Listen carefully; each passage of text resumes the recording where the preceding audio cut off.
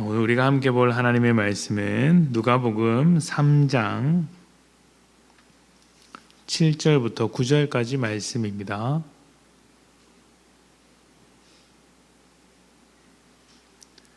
누가복음 3장 7절부터 9절까지 말씀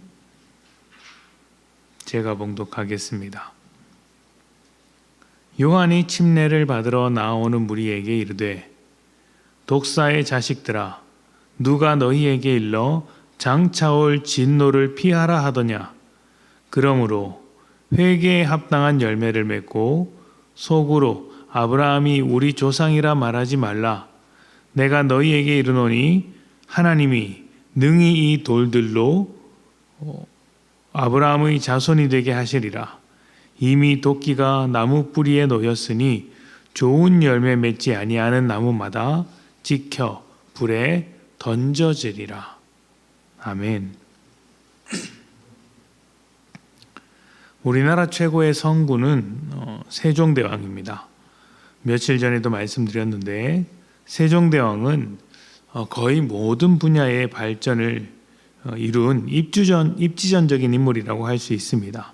한글 창제는 물론 사회 경제 분야의 제도를 개혁시켰고 정치도 아주 훌륭하게 해냈습니다. 과학기술과 농업 분야, 또 외교와 군사 분야에서도 엄청난 업적을 이루었습니다. 그런데 세종이 훌륭한 왕이 될 수 있었던 이면에는 그의 아버지 태종의 역할이 상당했습니다. 태종은 반대 세력을 숙청했고 사병을 없앴으며 특히 정치적 야심이 있었던 세종대왕의 외척, 그 처가를 제거하기도 했습니다. 이런 과정들이 좀 과하다 싶을 정도였는데 태종이 이렇게 했던 이유는 강력한 왕권을 만들어서 세종이 통치하는데 그 어떤 어려움도 겪지 않도록 하기 위함이었습니다. 덕분에 세종은 자신의 재능을 아무 견제 없이 방해 없이 펼쳐낼 수 있었습니다. 결국 따지고 보면 세종이 가는 길을 준비해 준 것이 태종이었습니다. 오늘 말씀은 우리가 잘 아는 침례 요한에 대한 이야기입니다. 세례 요한이라고도 하는데 요한은 이사야 선지자의 예언을 따라 주의 길을 예비하라고 광야에서 외치는 자입니다. 요한은 회개의 침례를 전파하기도 했는데 그를 만나는 모든 사람에게 회개할 것을 강력하게 요구했습니다. 회개할 것을 요구하면서 주의 길을 예비하라 한 것이죠. 자, 그런데 가만히 생각해 보십시오. 성경은 모든 사람이 죄인이라고 말합니다. 죄인이라는 것은 스스로 구원할 수 없고 스스로 죄를 이길 수 없는 존재라는 이야기입니다. 죄에게 사로잡혀 종노릇하기 때문에 하나님의 구원이 필요한 사람들이죠. 그런데 그런 사람에게 회개하라는 말이 얼마나 어려운 말이겠습니까? 살아있는 나무는 열매 맺는 것이 당연하겠지만 죽은 나무에게 열매 맺으라는 말은 불가능한 이야기입니다. 죄인은 죽은 나무와 같아서 회개에 합당한 열매를 맺지 못하는 것이죠. 그래서 계속해서 요한이 말합니다.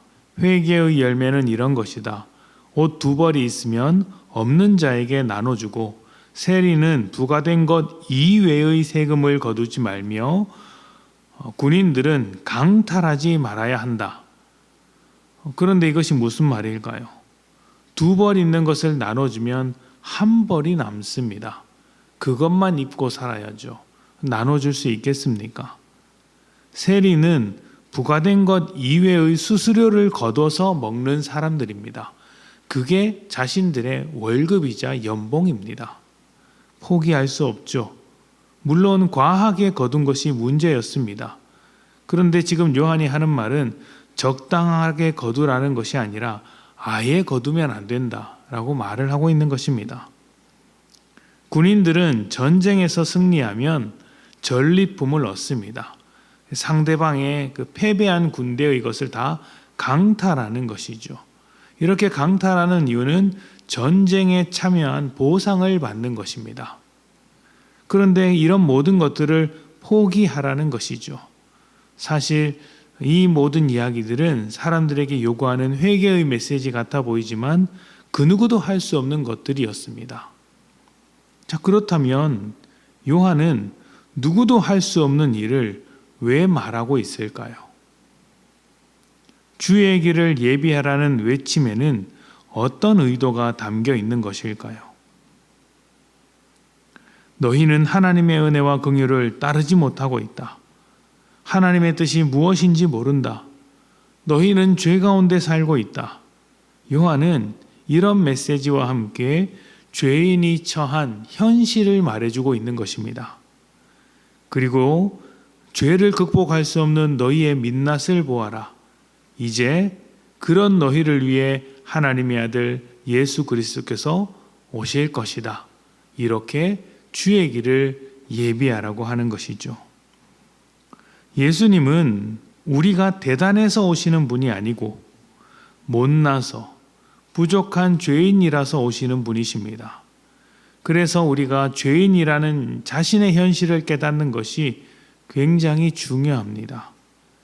그것을 발견하는 자리가 예수님을 만나는 자리, 우리가 실패했던 그 자리가 바로 은혜의 자리이기 때문이죠.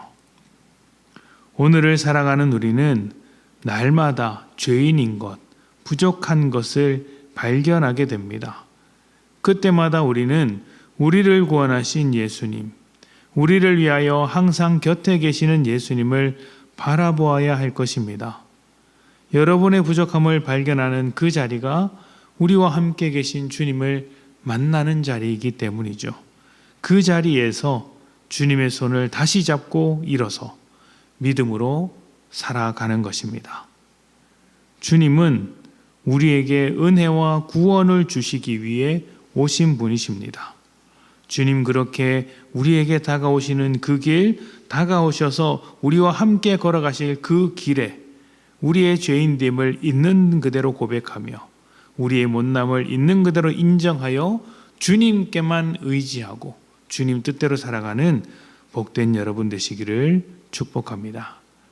함께 기도하겠습니다.